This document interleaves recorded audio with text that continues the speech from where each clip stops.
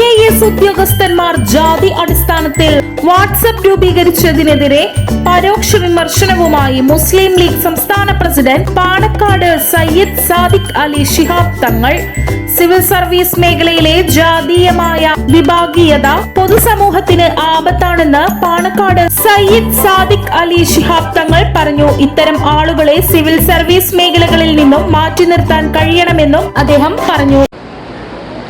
എല്ലാ കാലത്തും ഭരണത്തെ കുറിച്ച് ജനങ്ങൾക്ക് പ്രതീക്ഷ ഉണ്ടാകണം. അപ്പോഴേ ഒരു സമാധാനമുള്ള ഒരു സമൂഹം ഇവിടെ ഉണ്ടാവുകയുള്ളൂ.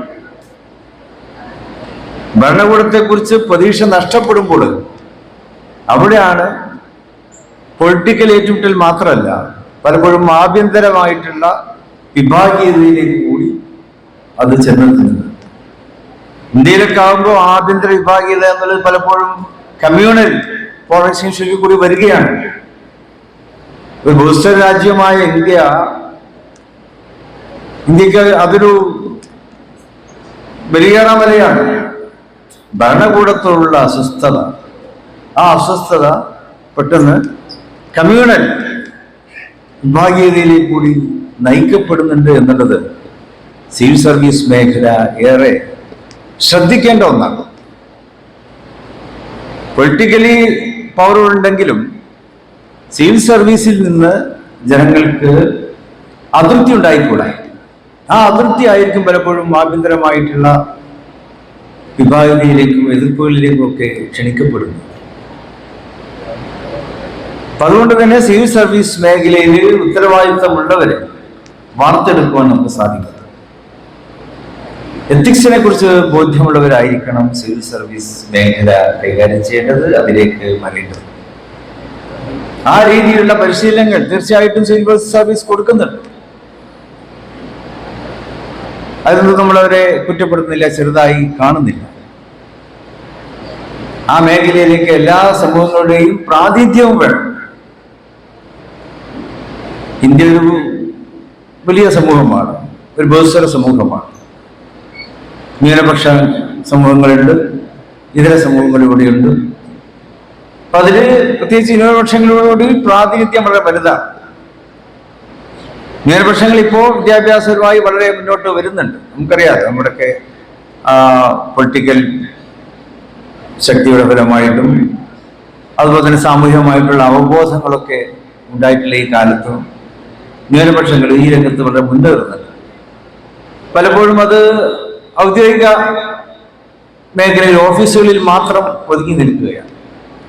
അതിനപ്പുറത്ത് സിവിൽ സർവീസ് മേഖലയിലേക്ക് കൂടി ന്യൂനപക്ഷ പ്രാതിനിധ്യം വരുമ്പോൾ അവിടെയാണ് ഭരണകൂടത്തിന്റെ സംയമനത്തെ നമുക്ക് കാത്തു സൂക്ഷിക്കുവാൻ സാധിക്കുന്നത്. ബാലൻസിങ്, അഡ്മിനിസ്ട്രേഷന്റെ ബാലൻസിങ്, അത് തീർച്ചയായിട്ടും ന്യൂനപക്ഷ സമൂഹങ്ങൾ കൂടി അഡ്മിനിസ്ട്രേഷൻ സർവീസിലേക്ക് കടന്നു വരുമ്പോഴാണ് ആ ബാലൻസിങ് നമുക്ക് നിർവഹിക്കുവാൻ സാധിക്കുക.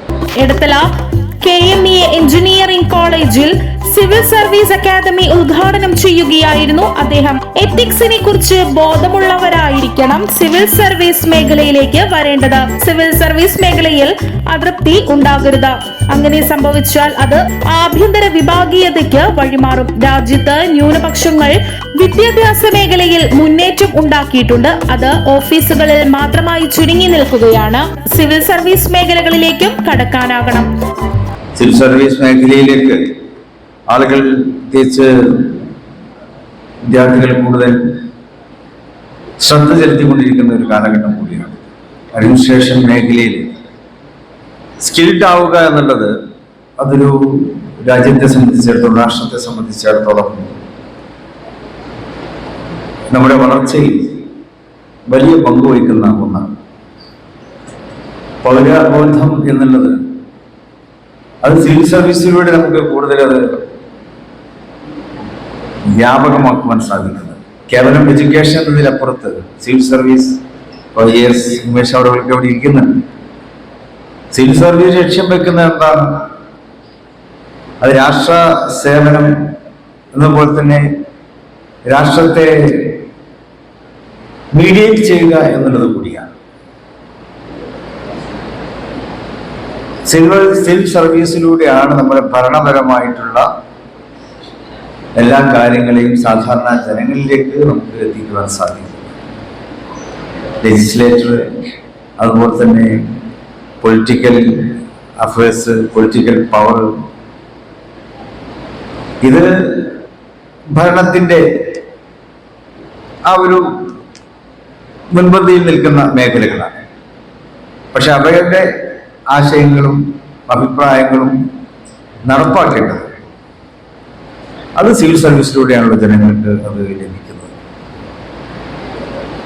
അപ്പോൾ ഏറ്റവും ജനങ്ങളോട് അടുത്ത് നിൽക്കുന്ന ഗവൺമെന്റിന്റെ ഒരു മേഖലയാണ് സിവിൽ സർവീസ്. ഗവൺമെന്റിന്റെ നയങ്ങളും അതുപോലെ തന്നെ ഗവൺമെന്റിനെ കുറിച്ചുള്ള അഭിപ്രായങ്ങളും രൂപീകരിക്കപ്പെടുന്നത് സിവിൽ സർവീസിലൂടെയാണ്. പാർലമെന്റിലും നിയമസഭകൾക്കൊക്കെ നിയമം പാസ്സാക്കാൻ സാധിക്കും. അത് എത്രമാത്രം ജനകീയമാണ്, അതുപോലെ തന്നെ അത് എത്രമാത്രം വിമർശന വിധേയമാണ് എന്നത്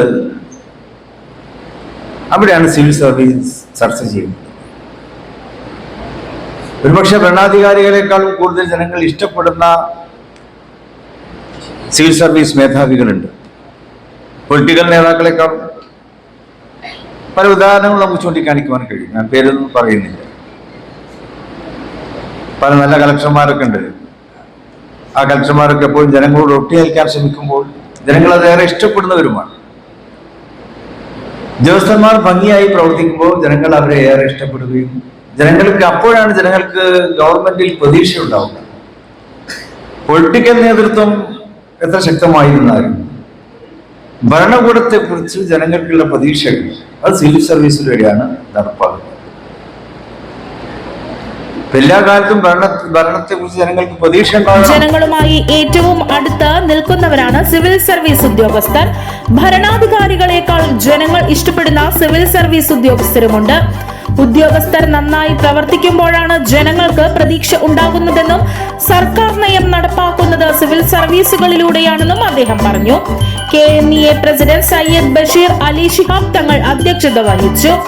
ജില്ലാ കളക്ടർ NSK ഉമേഷ് മുഖ്യപ്രഭാഷണം നടത്തി. Academy director P Arunkumar, college management chairman Riyas Ahammed Sait, secretary KA Jaleel എന്നിവർ സംസാരിച്ചു. College principal doctor Amar Nishad, Muslim League നേതാക്കളായ TA Ahammed Kabeer, VE Abdul Gafoor, PA Ahammed Kabeer എന്നിവരും വേദിയിൽ സന്നിഹിതരായിരുന്നു. ഓഫീസ് അവിടെ മീറ്റിംഗ്സ് കഴിഞ്ഞിട്ട് ഒരു മണിക്കൂർ ഏറ്റവും പാവപ്പെട്ട വളരെ പ്രശ്നങ്ങളുള്ള ആളുകളെല്ലാം ഒരു 12:30 to 1:30 മണി ഞാൻ കാണും. പല വിഷയങ്ങളായിരിക്കും. അതിൽ ഏതെല്ലാം നമുക്ക് ചെയ്യാൻ പറ്റും അതെല്ലാം മാക്സിമം നമുക്ക് ആ 1 hour വളരെ വളരെ ഇമ്പോർട്ടന്റ് ആണ്. ബിക്കോസ് ഏറ്റവും ജീവിതത്തിൽ ബുദ്ധിമുട്ടിക്കുന്നവർ പല ടൈപ്സ് ഓഫ് പീപ്പിൾ എല്ലാം വരും. പല ഇഷ്യൂസ്, ലോൺ ഇഷ്യൂ ആയിരിക്കും, അതിർത്തി പ്രശ്നമായിരിക്കും, മരം പ്രശ്നമായിരിക്കും, വാടക കൊടുക്കാൻ പറ്റാത്ത പ്രശ്നമായിരിക്കും, നാളെ വീട് പുറത്താക്കുമെന്ന് പറഞ്ഞ പ്രശ്നമായിരിക്കും. ഇങ്ങനെ പല കാര്യങ്ങളിൽ ഡെയിലി ഇടപെടാൻ പറ്റുന്ന ഒരു സാറ്റിസ്ഫാക്ഷൻ, ആ ജോബ് സാറ്റിസ്ഫാക്ഷൻ എന്ന് പറയും. ഇപ്പോ എനിക്ക് പറയാനുള്ളത്, ഇപ്പോ IAS കളക്ടർ മീൻസ് ഭയങ്കര തിരക്ക് എന്ന് പറയും. പക്ഷെ ചിലപ്പോൾ ഒരു കാർഡിയാക് ഹോസ്പിറ്റലിൽ ഉള്ള സർജൻ കളക്ടറെക്കാട്ടിലും തിരക്കായിരിക്കും. പക്ഷെ കളക്ടർക്ക് IASലുള്ള ഒരു ഡിഫറൻസ് എന്താ മീൻസ് ആ വെറൈറ്റിയാണ്. ഒരേ ദിവസത്തിൽ 100 കാര്യങ്ങൾ ചെയ്യേണ്ടി ഇപ്പോ ഓൾറെഡി ഇവിടെ ഇരിക്കുമ്പോൾ തന്നെ 3 കോൾ, ഓരോരോ കോളും ഓരോരോ ഇഷ്യൂയെ കുറിച്ച്, ഓരോരോ മാറ്ററെ കുറിച്ച് പോകുമ്പോൾ എടുക്കുന്ന മീറ്റിംഗ് വേറെ ആയിരിക്കും. ഇന്ത്യയിൽ ഇത്ര വെറൈറ്റി തരുന്ന ജോബ്സ് 2 ഉള്ളൂ. ഒന്ന് ജനപ്രതിനിധി ആവുന്നത്, മറ്റൊന്ന് ഈ IAS IPSലുള്ള ആ ഒരു ജോബ് ഡൈവേഴ്സിറ്റി. അതാണ് എനിക്ക് തോന്നുന്നു മോർ ദൻ 2 കാര്യങ്ങളാണ് ഇവിടെ ഉള്ള കുട്ടികള് വൈ സിവിൽ സർവീസസും ചോദിച്ചാൽ എനിക്ക് പറയാനുള്ള 2 റീസൺസ് പറയുന്നത്. ഒന്ന് ഈ ജോബ് സാറ്റിസ്ഫാക്ഷൻ ആണ്. മഹാത്മാഗാന്ധിയുടെ ആ ഒരു വാക്ക് ഡയറക്റ്റ് ഇമ്പാക്ട് ചെയ്യാൻ പറ്റിയ ഒരു പോസ്റ്റാണ് IASൽ കിട്ടുന്ന പല പോസ്റ്റുകൾ, കളക്ടർ ഉൾപ്പെടെയുള്ള പല പോസ്റ്റുകളും. പിന്നെ ഈ ഡൈവേഴ്സിറ്റി വളരെ ഡൈവേഴ്സ് ആണ്. News bureau Aluva.